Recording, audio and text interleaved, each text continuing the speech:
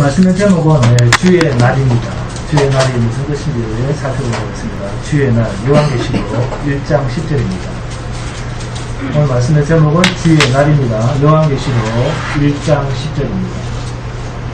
자, 함께 동독하도록 하겠습니다. 시작. 주의 날에 내가 성령에 감동되어 내 귀에서 나는 나팔 소리 같은 큰 음성을 들으니. 베드로서 3장 7절입니다.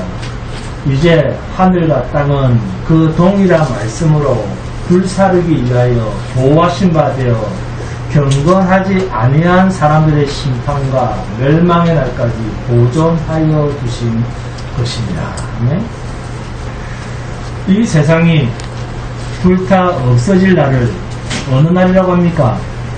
주의 날입니다. 세상은 불타 없어지고 우리는 그러한 심판 가운데서도 없어지지 아니할 영원한 생명의 나라로 옮겨지는 그날이 언젠데? 본문 10절에 있습니다. 주의 날입니다. 왜 우리 그리스도인이 예수님의 그 좁고 협착한 길, 외로운 길, 고난의 길, 망하는 길, 망했다의 클라이막스인 죽음의 자리에까지 가도 왜 우리는 견뎌야 되는가? 그날이 있다는 거예요. 어떤 날? 세상이 불로 심판을 받아서 아무것도 남은 게 없는데, 그런데도 우리는 남아있는 것이 우리 안에 있습니다. 불심판 속에서도 없어지지 아니할 것이 있습니다. 그게 하나님께서 주신 영원한 생명입니다.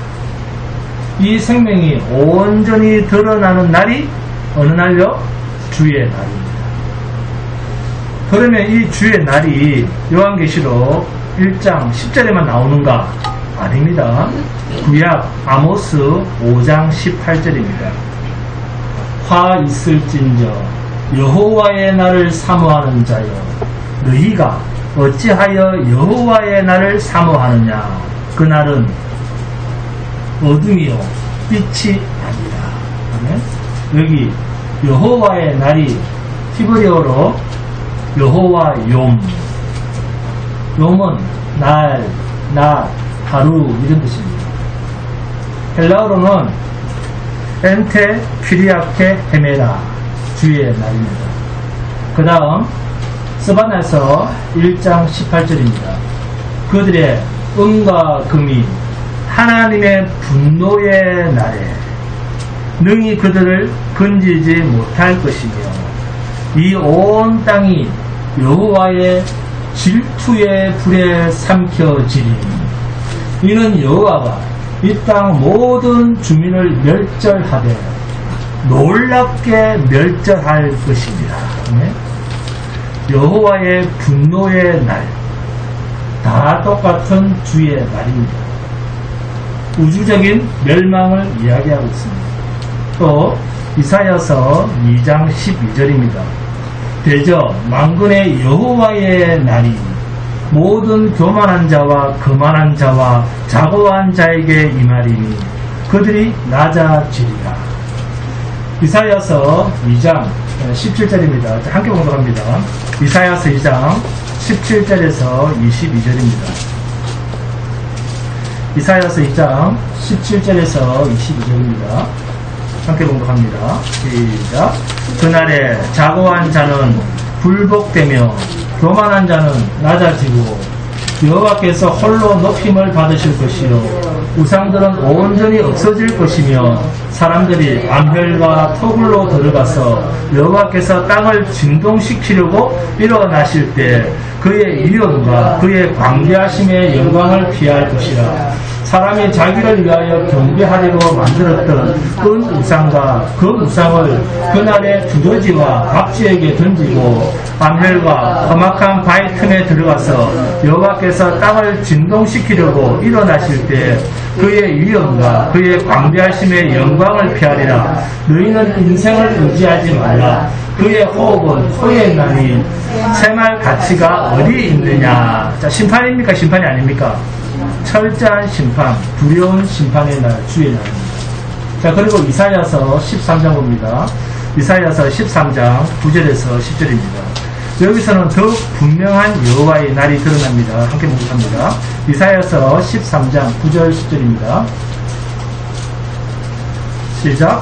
보라, 여호와의 날 곧 잠복히 분냄과 맹렬히 노하는 날이 이르러 땅을 황폐하게 하며 그 중에서 죄인들을 멸하리니 하늘의 별들과 별 무리가 그 빛을 내지 아니하며 해가 들어도 어두우며 달이 그 빛을 비추지 아니할 것이로다.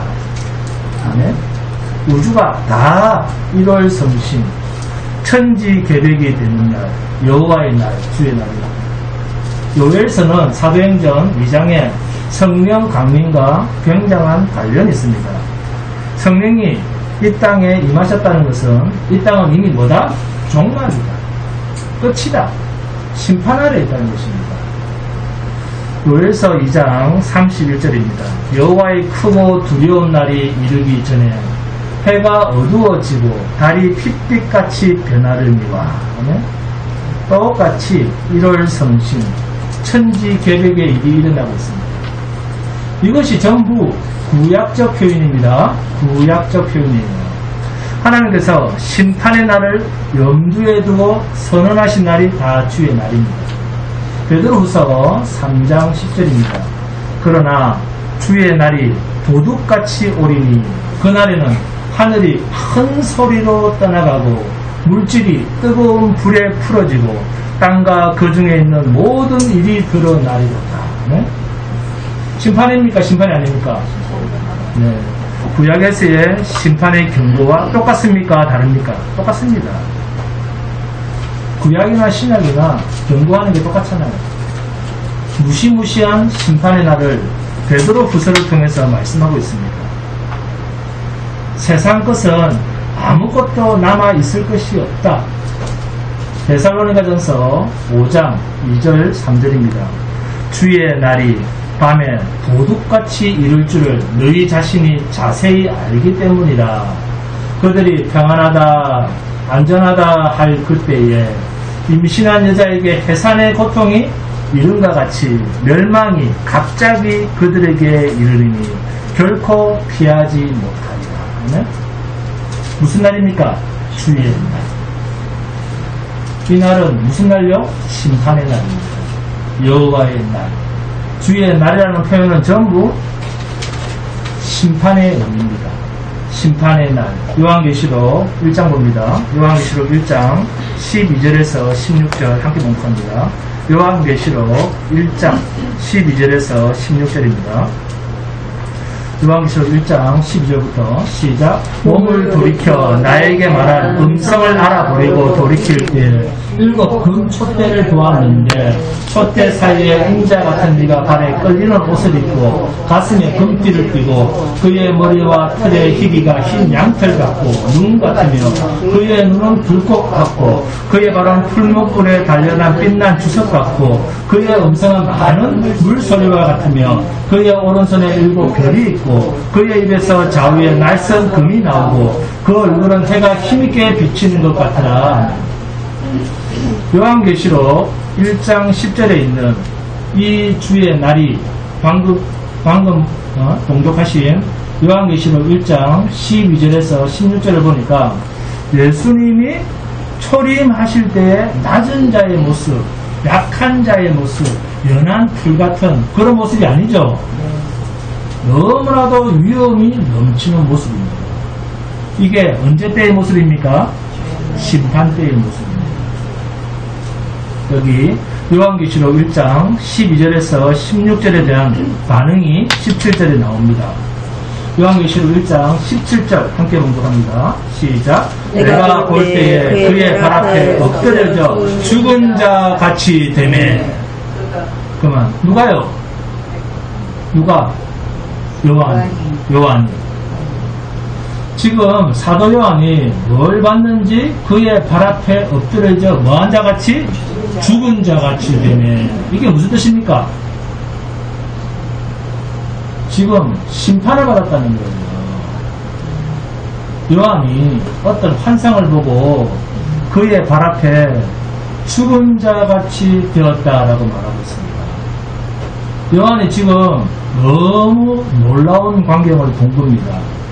요한계시록 1장 12절에서 16절까지 나타난 모습과 17절에서 사도 요한이 나타난 그것을 보고 반응하는 태도를 보고 우리는 계시록 1장 10절에서 나타난 주의 날이 과연 구약에서 나타난 여호와의 날과 같은 의미를 가지는 표현인지 확인할 필요가 있습니다. 자, 마태복음 봅니다. 마태복음 23장을 봅니다. 마태복음 23장 37절에서 24장 3절까지입니다. 마태복음 23장 37절에서 24장 3절까지입니다. 함께 공부합니다. 마태복음 23장 37절부터 시작. 예루살렘아 예루살렘아 선지자들을 죽이고 내게 파송된 자들을 돌로 치는 자여 암탉이 그 새끼를 날개 아래에 모으같이 내가 내 자녀를 모으려 하늘이 몇 번이더냐. 그러나 너희가 원하지 아니하였도다. 보라 너희 집이 황폐하여 버려진 바 되리라. 내가 너희에게 이르노니 이제부터 너희는 찬송하여다. 주의 이름으로 오시는 이라 할 때까지 나를 보지 못하리라 하시니라. 자, 24장 1절부터입니다. 예수께서 성전에서 나와서 가실 때 제자들이 성전 건물들을 가리켜 보이려고 나오니 대답하여 이르시되 너희가 이 모든 것을 보지 못하였느냐. 내가 진실로 너희에게 이르노니 돌 하나도 돌 위에 남지 않고 다 무너뜨려지리라. 예수께서 감람산 위에 앉으셨을 때 제자들이 조용히 와서 이르되 우리에게 이르소서 어느 때에 이런 일이 있겠사오며 또 주의 임하심과 세상 끝에는 무슨 징조가 있사오리까 하면 예수께서 마태복음 23장 37절에서 39절까지를 자 예수님께서 마태복음 23장 37절에서 39절까지를 어디에서 하신 말씀이라고 합니까? 어디에서 하신 말씀이죠? 네? 아까 우리 읽었죠? 마태복음 23장 37절에서 39절까지를 예수님이 어디서 하신 말씀입니까? 주양기 자매님. 네. 주양기 선생님. 네? 주양기 선생님. 자, 어디서 한 말입니까? 예수님이. 네? 그렇습니다. 마태복음 24장 1절 첫머리 나오죠? 성전에서. 성전이 완전히 불타고 없어질 것을 말씀하시고 나서 그 성전에서 나오니까 제자들은 그 성전 건물을 보면서 이런 크고 화려한 건물이 그렇게 쉽게 황폐하게 된단 말입니까? 그런 일이 일어날 때는 돌 위에 돌 하나 남지 않는다.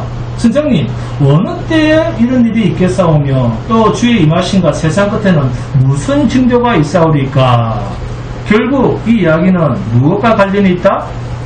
세상 끝, 심판이라는 거예요. 그러니까 예루살렘 성전이 무너진다는 것은 곧 하나님이 이 세상을 떠나신다는 의미입니다.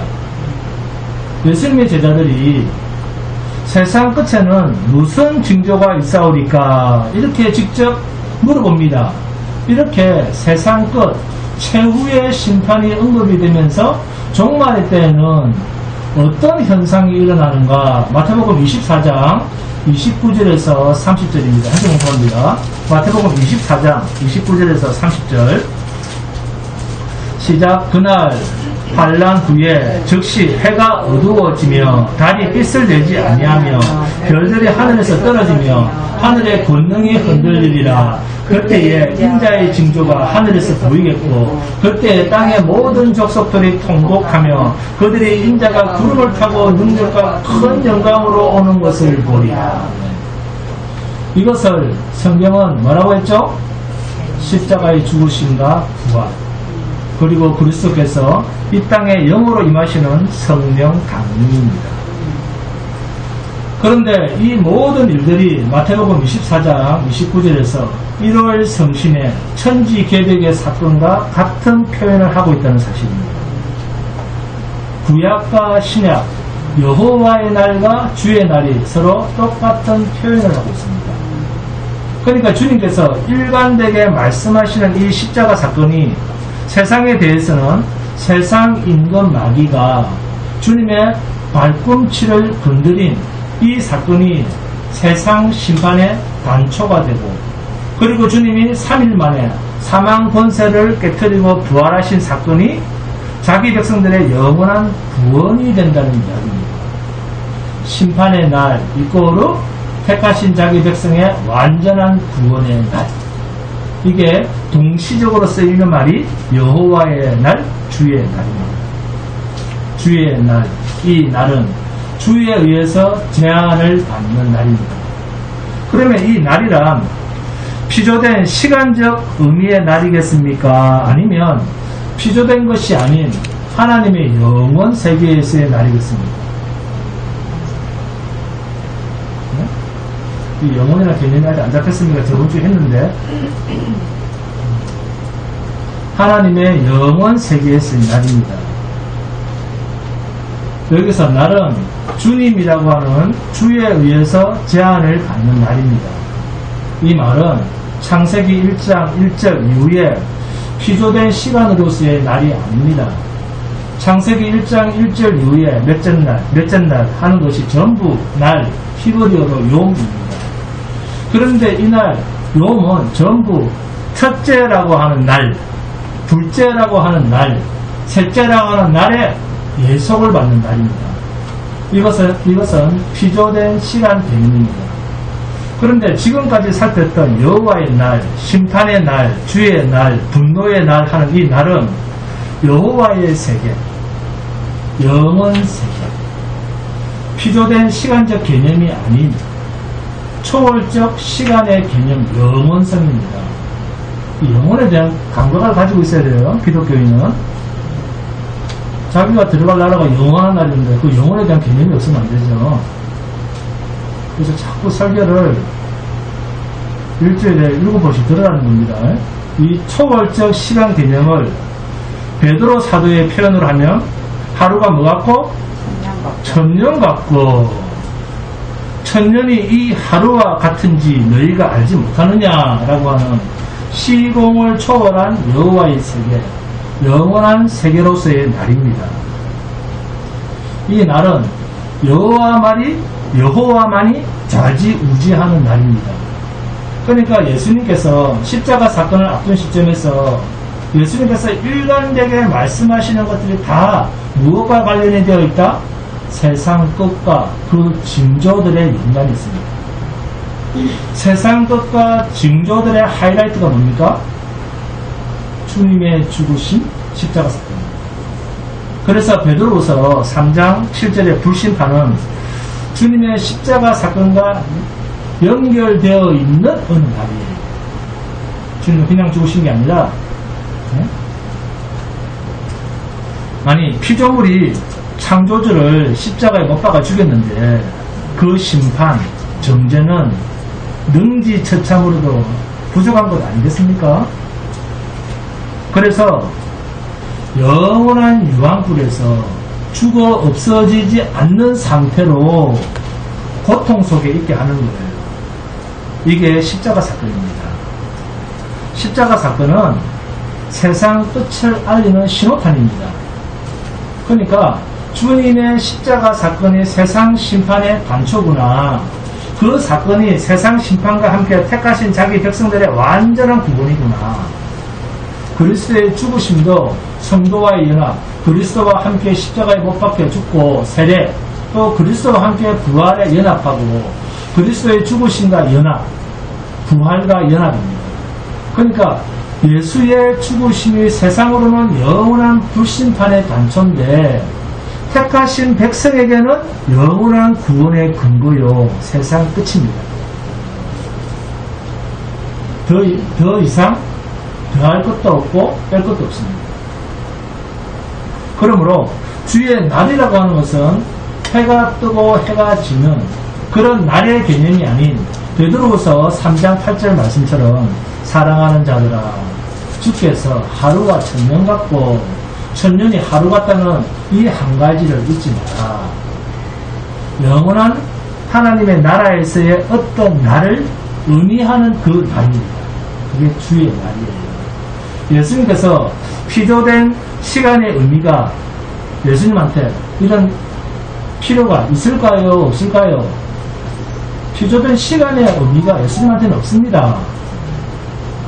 피조된 시간의 의미가 예수님한테 있을 것 같으면 바로 베드로 사도를 통해서 주께는 하루가 천년 같고 천년이 하루 같다는 이 한 가지를 잊지 말라 그러면서 주님의 시간 개념을 우리의 시간 개념과는 전혀 다른 차원의 시간 개념이라고 말할 이유가 없죠.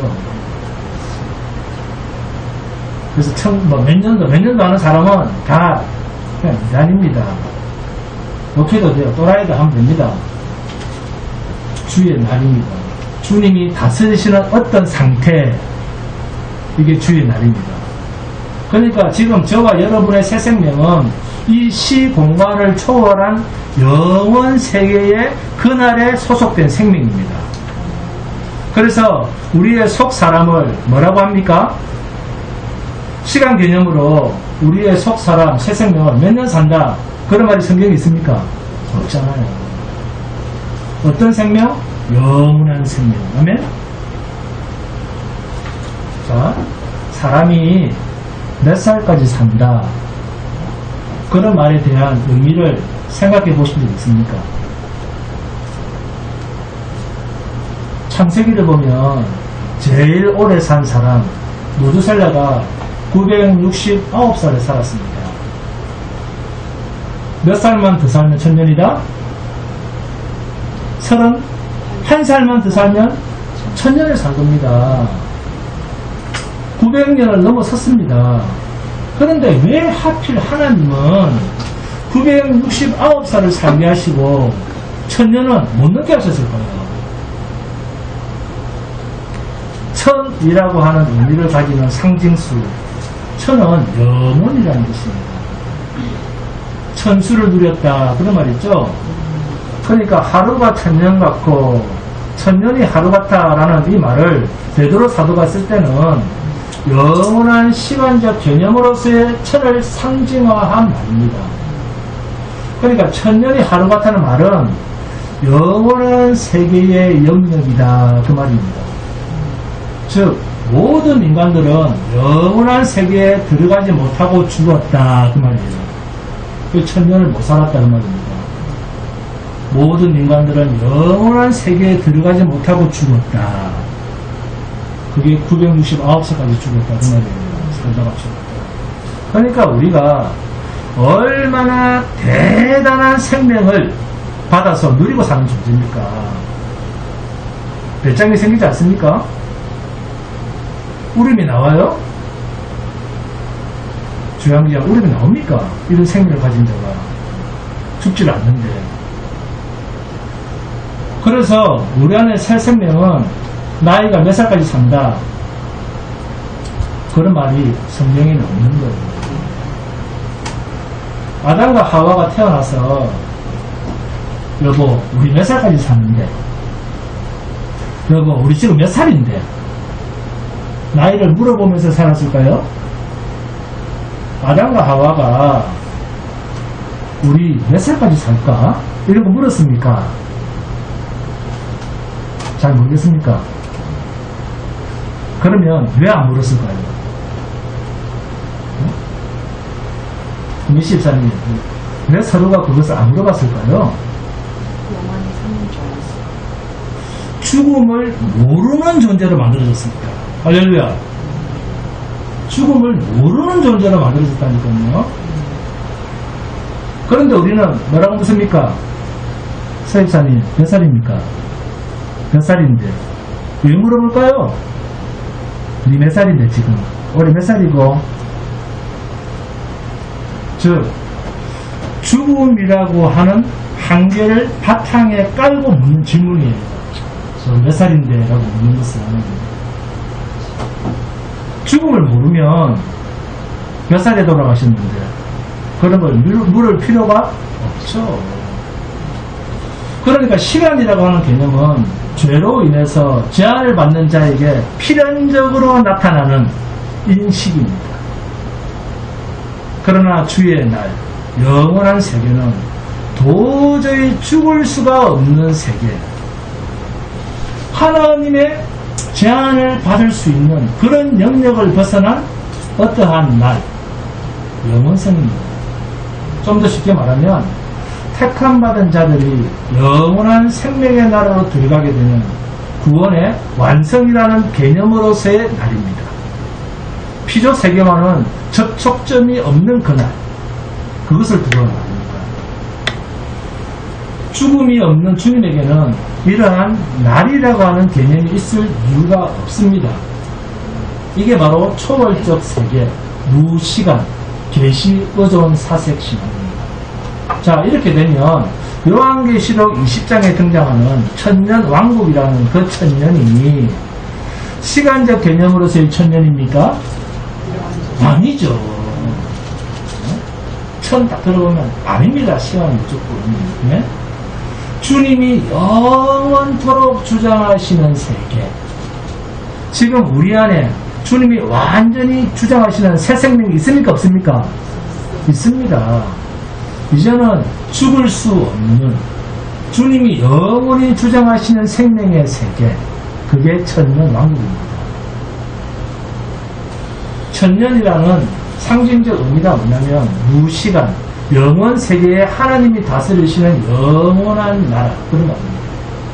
그래서 요한계시록 1장 9절에 나 요한은 너희 형제요 예수의 환난과 나라와 차원에 동참하는 자. 요한이 나는 영원한 하나님의 나라에 동참한 자라, 그렇게 말합니다. 비록 세상 임금 마귀에게 고난을 당하고는 있지만 이 속사람, 새 생명, 하나님의 영이 지키는 나의 새 생명은 전혀 마귀가 건들 수 없는 하나님이 영으로 다스리시는 하나님의 영역입니다. 그게 교회요, 성도요, 주의 나라고, 주의 백성이고, 천국이고. 그러니까 천년왕국이 별도로 있는 것이 아니라 지금도 지속되고 있는 거예요. 무엇이 여러분의 새 생명입니다.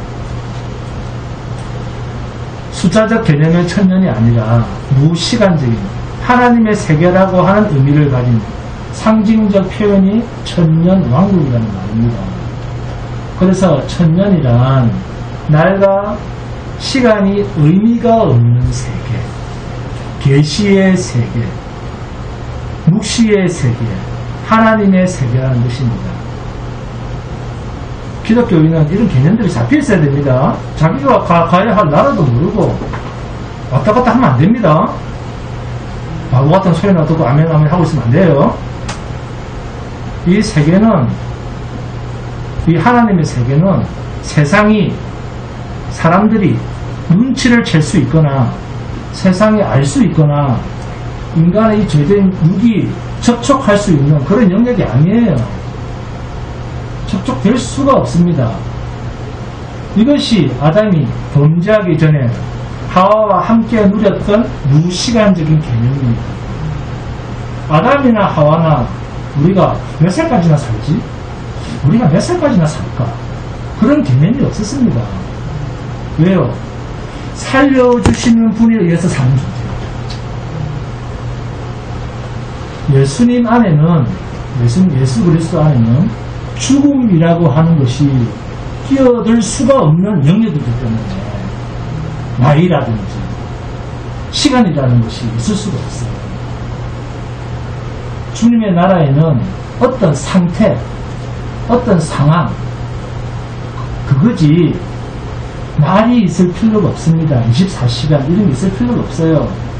단지 이런 피조 세계는, 만들어진 세계는 어떤 끝나는 날이 있다는 거예요.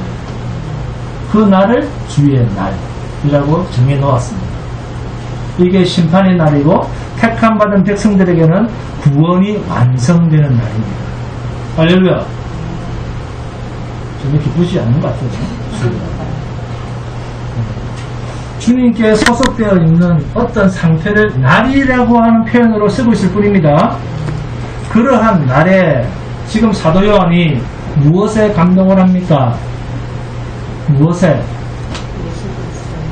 그리스도 예수 그리스도의 영이죠. 성령의 감동을 받았다고 합니다. 주의 날이 어떤 날이라고 했습니까? 네, 심판의 날입니다. 주께서 세상을 불태워버리는 날입니다. 새하늘과 새 땅이 주어지는 날입니다. 그러니까 날은 시간이다, 어떤 상태다? 상태입니다.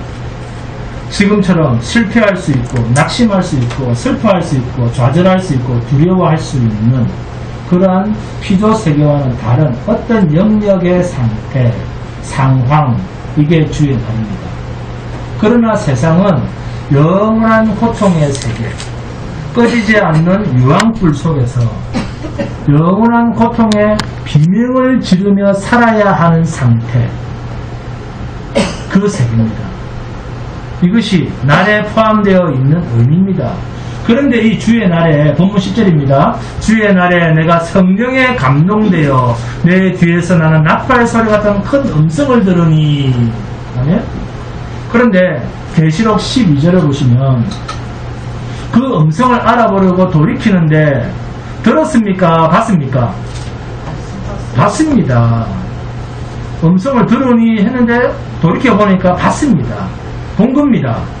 7군 촛대를 봤는데 계시록 1장 12절에서 16절입니다. 몸을 돌이켜 나에게 말한 음성을 알아보려고 돌이킬 때에 봅니다. 7금 촛대를 보았는데 촛대 사이에 인자 같은 이가 발에 끌리는 옷을 입고 가슴에 금띠를 띠고 그의 머리와 털의 희기가 흰 양털 같고 눈 같으며 그의 눈은 불꽃 같고 그의 발은 푸른 불에 달려난 빛난 주석 같고 그의 음성은 많은 물소리와 같으며 그의 오른손에 7별이 있고 그의 입에서 좌우에 날선 금이 나오고 그 얼굴은 해가 힘있게 비치는 것 같더라. 주님이 처음 오실 때부터 이런 모습이었습니까? 아닙니다. 그렇죠? 이사야서 53장 2절에는 그는 주 앞에서 자라나기를 연한 순 같고 마른 땅에서 나온 뿌리 같아서 고운 모양도 없고 풍채도 없은즉 우리가 보기에 흠모할 만한 아름다운 것이 없도다. 이게 주님의 초림 때의 모습이었습니다. 그런데 재림하실 때는 발에 끌리는 옷을 입고 가슴에 금띠를 띠고 그의 머리와 털의 희기가 흰 양털 같고 눈 같으며 그의 눈은 불꽃 같고 그 얼굴은 해가 힘있게 비치는 것 같더라. 이 주의 유형과 권능에 요한계시록 1장 17절입니다. 그의 발 앞에 엎드려져 죽은 자같이 되었다. 자, 그의 발 앞에 엎드려 죽은 자같이 되었다. 이 모습과 연상되는 곳이 어디입니까?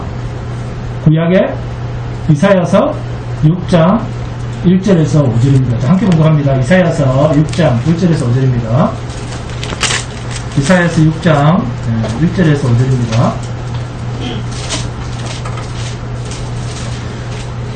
이사야서 6장 1절에서 5절입니다. 이사야가 우시아 왕이 죽을 때 환상을 보고 어느 정도로 떠는지를 보겠습니다. 1절 시작. 우시아 왕이 죽던 해에 내가 먼저 주께서 높이 들린 보좌에 앉으셨는데 그의 옷자락은 성전에 가득하였고 스랍들이 모시고 섰는데 각기 6날개가 있어 그 둘로는 자기의 얼굴을 가렸고 그 둘로는 자기의 발을 가렸고 그 둘로는 알며 서로 불러 이르되 거룩하다 거룩하다 거룩하다 만군의 여호와여 그의 영광이 온 땅에 충만하도다 하더라. 이같이 화답하는 자의 소리로 말미암아 문지방의 터가 요동하며 성전의 연기가 충만한지라. 그때 내가 말하되 화로다 나여 망하게 되었도다. 나는 입술이 부정한 사람이여 나는 입술이 부정한 백성 중에 거하면서 만군의 여호와이신 왕을 되었음이로다 하였더라. 바로 이 광경입니다. 지금 사도 요한이 단모섬에서 연한 순 같은 주의 모습이 아니라 위엄과 거룩과 권능과 심판의 주로 오시는 그 주님 앞에서 지금 바짝 엎드려서 죽은 자 같이 하고 있듯이 이사야도 화로다 나로 망하게 되었도다. 주의 날 그 어떤 상태 이 세상을 향해 완전한 심판의 칼을 휘두를 그 주님의 모습을 본 사도 요한이 땅에 엎드려져 있습니다. 그렇게 엎드렸을 때 또다시 음성이 들립니다. 요한계시록 1장 17절입니다. 두려워하지 마라. 자, 두렵습니까? 두렵지 않습니까? 두려운 존재입니다. 심판받을 자에게는 이번보다 더 두려운 자가 없습니다. 그런데 요한에게 그가 오른손을 내게 얻고 이르시되 두려워하지 말라. 나는 처음이요 마지막이니. 요한계시록 1장 18절입니다. 곧 살아있는 자라. 내가 전에 죽었었노라. 볼지어다 이제 세세토록 살아있어 사망과 음부의 열쇠를 가졌노니 하면 심판주로 왔다는 겁니다. 이런 모습을 언제 사도 요한이 본 적이 있습니까? 얼굴이 다르다, 옷차림이 다르다, 그런 말이 아닙니다. 전혀 새로운 메시아를 요한이 만나고 있습니다. 초림 때의 주님이 아니라는 거예요. 무슨 주님? 심판주로서의 주님을 본 겁니다. 그래서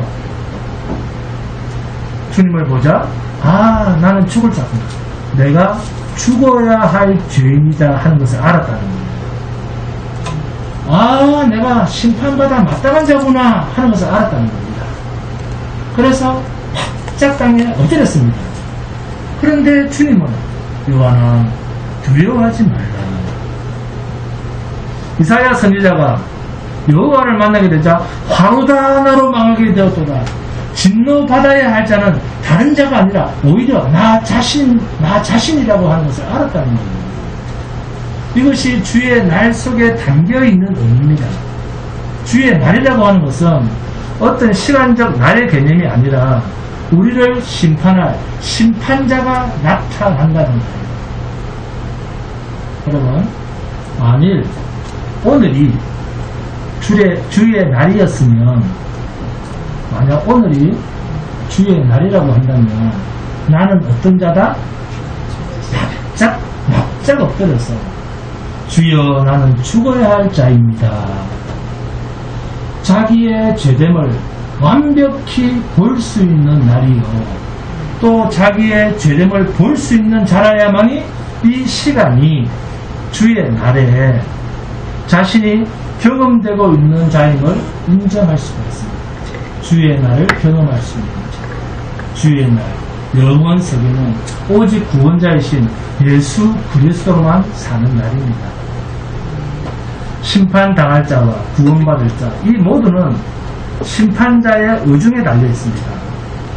요한도 납작 엎드려서 죽어야 한다고 고백하고 있습니다. 자, 그러면 주의 날은 어떤 특정한 날입니까? 아니면 어떤 상태로 살아간다는 것을 말하는 겁니까? 어떤 상태로 살아간다는 거예요. 주의 날이 일요일이다, 토요일이다, 그런 말이 아니라 주의 날이라고 하는 것은 내가 하나님으로부터 심판주 대신 재림의 주님으로부터 반드시 죽임 당해야 할 자인 것을 인정하고 항복하고 심판주 앞에서 살아남을 근거를 구하는 자세가 주의 날을 제대로 인지하고 사는 자의 모습입니다. 이 주의 날에 사도 요한은 반모섬에 유배를 당하고 계시록 1장 9절에서 나 요한은 너희 형제요 예수의 환난과 나라와 참에 동참하는 자라 또 하면서 또 주님의 삶을 투영하며 살아왔음에도 불구하고 주의 일만 했잖아요. 죽을 때까지. 그럼에도 불구하고 의롭고 거룩하신 주님을 뵙자 납작 엎드려서 아, 나는 죽임을 당해야 할 자구나 라고 고백하고 있습니다. 이것이 심판주 앞에서 성도가 감당하는 경이로움이요 은혜입니다.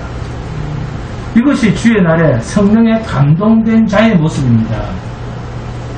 지금 요한은 예수의 나라와 환난과 참음에 동참을 하고 아무런 죄도 없이 하나님의 말씀과 예수를 증거한 일로 반모섬에 유배까지 당했음에도 불구하고 주님 때문에 자신이 죽음에 처했음에도 불구하고 주님을 만나 뵌 그 자리에서 요한이 하고 있는 모습은 주님, 당연히 저는 죽어야 할 자입니다 라고 항복하고 엎드려서 죽은 자인 것처럼 하고 있습니다. 이게 바로 하나님 앞에서 믿음이라고 하는 은혜를 입은 자, 계시의 정신을 가진 자, 그런 사람이 가지는 은혜요, 심판주 앞에서 자신의 의를 가지고 나갈 수 나갈 수 없다는 것을 보고 인정하는 사람입니다. 이게 은혜의 분자입니다. 그런데 주의 은혜가 없는 자는, 주님 내가 주의 이름으로 귀신을 쫓고요, 뭐도 하고요, 뭐도 했잖아요. 하나님 은혜가 없는 자입니다. 하나님의 은혜가 있는 자는 진리의 빛 가운데서 말씀으로 자신의 허물을 보는 자입니다. 이게 계시를 입은 자예요. 이런 자는 마땅히 자신에게는 심판받을 죄가 있다는 것을 압니다. 그래서 나는 마땅히 죽어야 한다고 심판자 앞에서 바짝 엎드리면서 내가 죽어야 한다는 것은 너무나 당연한 귀결이라고 하는 것을 인정한다는 거예요. 그러니까 믿음이란 자기에게는 죄가 없는 것처럼 까부는 게 아니에요. 심판자 앞에서 당연히 죽어야 할 자인 것을 토설하고 고백하는 자세로 나아가는 단초가 우리에게 주신 믿음입니다. 그러면 이제 우리는 이 세상과 인류의 남은 시간들이 주의 날로 심판자 앞에서 심판받을 시간, 심판받을 곳, 심판받을 자로서 인정하고 살아간다면 우리가 하는 그 어떤 종교성도 의미가 없고 오로지 주님이 가신, 세상이 주님을 죽인 그 자리로 가는 것 외에는 다른 길이 없다는 것을 인정하며 살아가게 되어 있습니다. 이런 사람은 자신을 신뢰하지 않습니다. 믿음은 그리스도만을 전부로 여기고 살아가게 되어 있습니다. 이것이 하나님을 기쁘시게 하는 삶입니다. 주의 날, 심판의 날, 택함받은 백성에게는 구원이 완성되는 날, 이날에 참여하게 된 신자의 모습이 바로 이런 모습입니다. 빌립보서 3장 7절에서 12절입니다.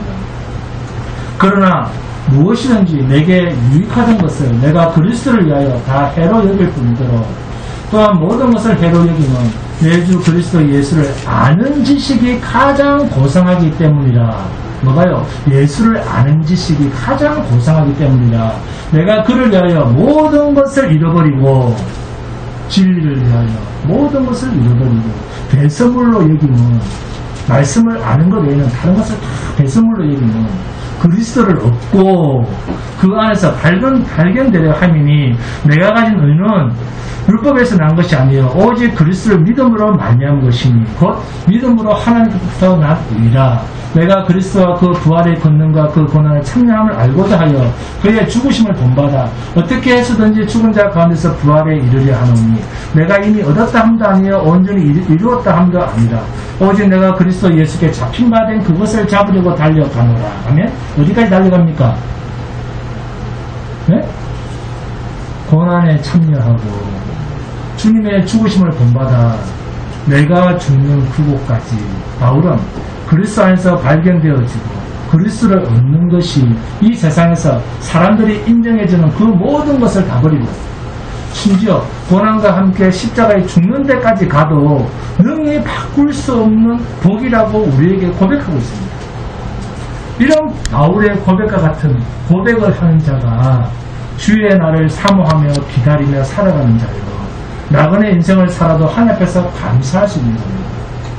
왜냐하면 그 자리가 주님이 심판하실 때 구원 얻을 자의 자리로 정체성이기 때문입니다. 내가 하나님 앞에 드러내 보여줄 것은, 우리가 하나님 앞에서 보여줄 것은 죄밖에 없습니다. 일평생 죄만 짓다 갑니다. 제가 뭐라고요? 한순간도 하나님을 생각하지 않는 그 순간, 그게 다 죄예요. 행위가 아니라 하나님을 찰나라도 생각하지 않는 그 순간이 다 죄입니다. 이게 기독교가 말하는 죄예요. 그러니까 윤리, 도덕, 율법이 아니라는 거예요. 그게 나그네예요. 그게 부자와 거지, 누가복음 16장에 나오는 거지였던 나사로의 모습입니다. 그런데 뭐를 달라는 겁니까? 줄 수가 없어서. 뭐를요? 뭘 하는 게 잘하는 게 있다고? 나에게만이라도 좀 주세요. 그렇게 말할 수가 있습니까? 나사로에게 있었던 것은 하나님이 그를 불쌍히 여기신 이 하나님의 위로가 있었다는 겁니다. 이것이 세상에서 가장 낮은 자리에서 낙원의 인생을 사는 주의 날의 의미를 제대로 알고 사는 자의 모습입니다. 이 삶이 오늘 우리의 삶이고 이러한 삶이 주의 날을 경험하고 사는 자의 정체성입니다. 이 심오한 진리의 말씀은 여러분의 새 심령 속에 뿌리가 박히는 은혜가 있기를 주님의 이름으로 축원드립니다.